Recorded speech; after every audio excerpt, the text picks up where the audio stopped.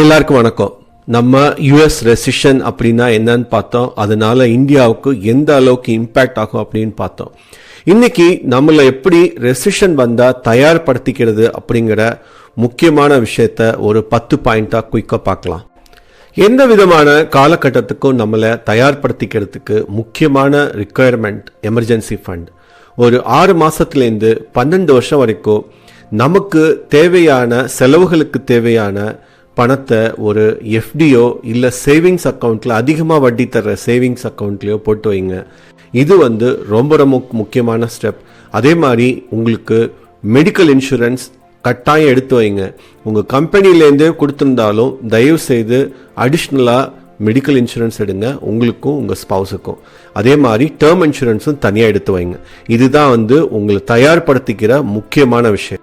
நீங்கள் கிரெடிட் கார்டில் ஏதாவது பேலன்ஸ் வச்சுருந்தீங்கன்னா அவசியம் அதை உடனே பே பண்ணுங்க. அது மட்டும் இல்லாமல் அதிக இன்ட்ரெஸ்ட் பே பண்ணுற பர்சனல் லோனும் எந்த அளவுக்கு ஃபாஸ்ட்டாக க்ளோஸ் பண்ண முடியுமோ அதை க்ளோஸ் பண்ணுங்க.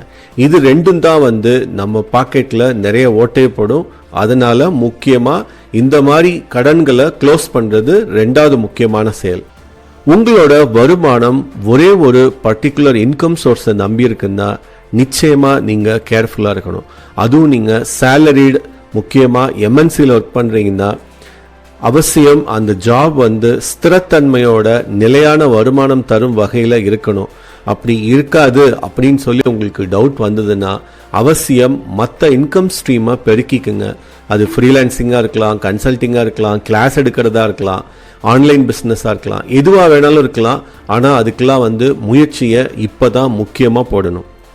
உங்ககிட்ட முக்கியமாக ஈக்விட்டி போர்ட்ஃபோலியோ இருக்குன்னா அது லாங் டேர்ம்க்கு ஏற்ற மாதிரி நல்லா ரீபேலன்ஸ் பண்ணுங்க. இந்த மாதிரி சமயங்களில் தான் நம்ம சைக்கிளிக்கலாக இருக்கிற ஒரு சில செக்டாரை அவாய்ட் பண்ணணும், இல்லைன்னா ரெடியூஸ் பண்ணணும். அது ஐடி, பேங்கிங், ரியல் எஸ்டேட் இந்த மாதிரி சைக்கிளிக்கலாக இருக்கலாம்.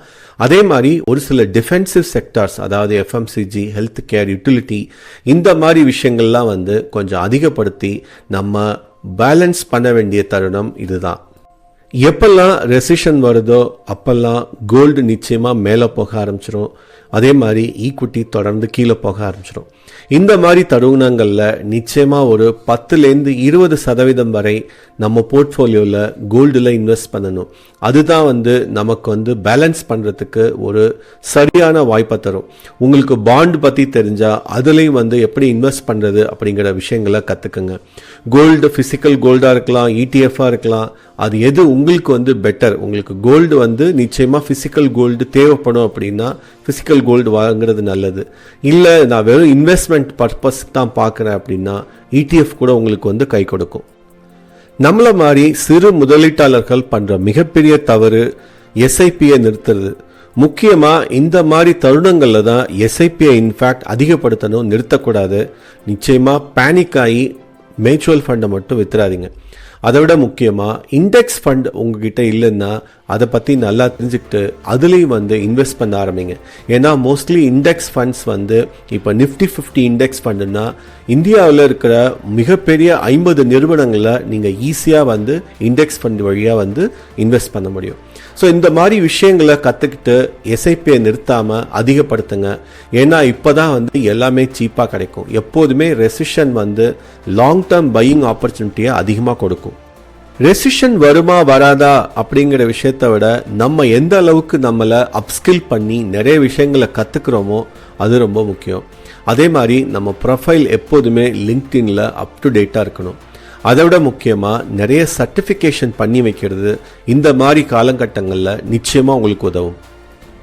இந்த மாதிரி காலகட்டங்களில் தான் நெட்வொர்க்கிங் ரொம்ப கை கொடுக்கும். ஏன்னா ஒரு சில பெரிய நிறுவனங்கள் கூட ஜாப் ஃப்ரீஸ் பண்ணுவாங்க, ரெக்ரூட் பண்ணதை நிறுத்துவாங்க, அது மட்டும் இல்லாமல் லே ஆஃபும் பண்ணுவாங்க. ஆனால் ரொம்ப சின்ன கம்பெனி, மிட் சைஸ் கம்பெனி பார்த்தீங்கன்னா தொடர்ந்து ரெக்ரூட் கூட பண்ணிட்டு இருப்பாங்க.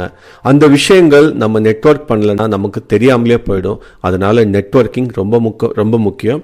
அதை விட முக்கியம் லிங்க்டின்ல நீங்கள் ஆக்டிவாக என்ன நடக்குதுன்னு கவனிக்கிறது, நெட்வொர்க்கிங் பலப்படுத்துறது, ப்ரொஃபைலும் அப்டேட்டாக வைக்கிறது.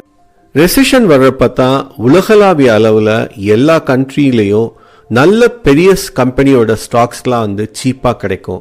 ஸோ இந்த மாதிரி தருணங்களை பயன்படுத்தி நம்ம வந்து குளோபலா இருக்கிற ETF மியூச்சுவல் ஃபண்டில் இன்வெஸ்ட் பண்றதால நமக்கு வந்து ஒரு சரியான டைவர்சிஃபிகேஷன் இப்போதைக்கு கிடைக்கும்.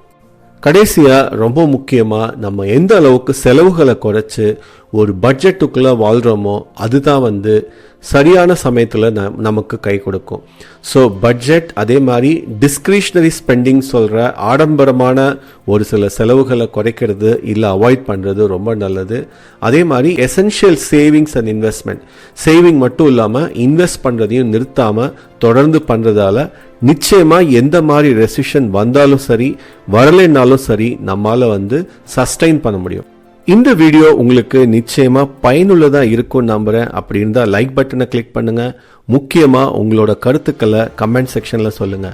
நாளைக்கு நம்ம அமெரிக்காவில் ரெசிஷன் வந்தா எந்த மாதிரி முதலீட்டு உத்திகளை கையாளணும் அப்படிங்கறத டீட்டெயிலா பார்ப்போம். நன்றி.